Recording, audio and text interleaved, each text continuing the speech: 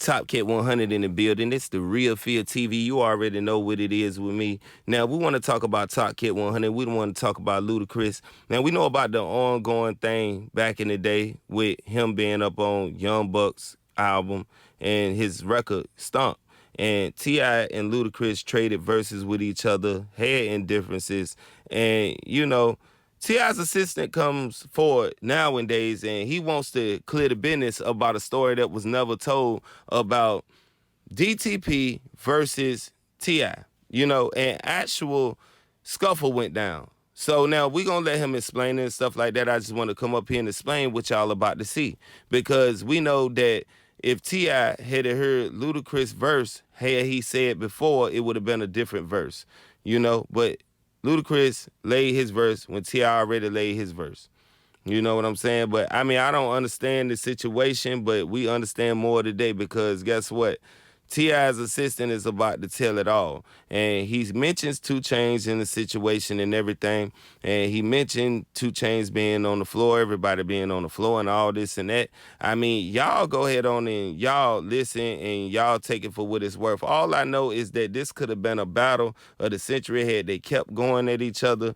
They were throwing little shots at each other, you know what I mean, on and off record and things like that, you know, we didn't know about up on certain tracks, you know. But, you know, Ludacris and T.I. is in a better place today. We need to mention that. You know what I mean? Ain't no beef or nothing, but, you know, this is his story on what happened and what went down. Y'all go ahead and listen to it. Time comes from when I used to work with T.I. as his personal assistant. And so this is about the Ludacris fight. So we all out in L.A.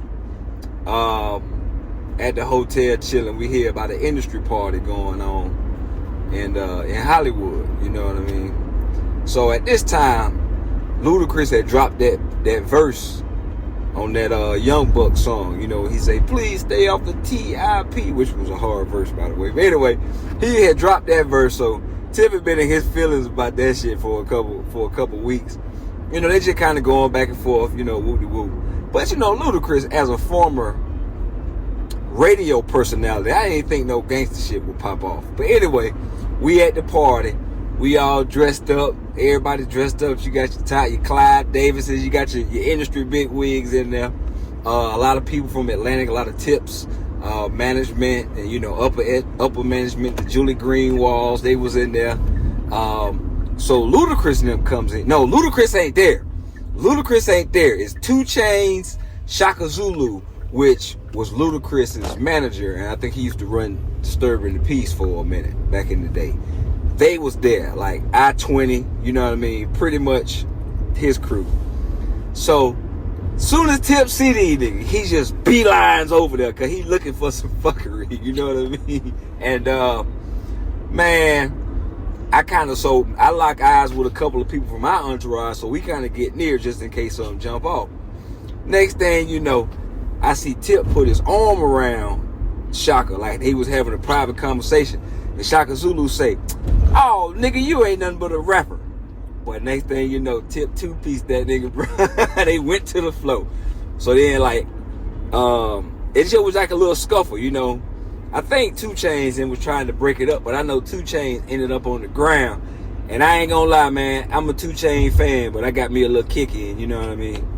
Just to say I got my finger, just to say I got my hands dirty during the scuffle. But yeah, we get back in the car. One of the Tip homeboys talking about, I see you. I was like, hey, you know what I mean? I got to do what I can for the cause.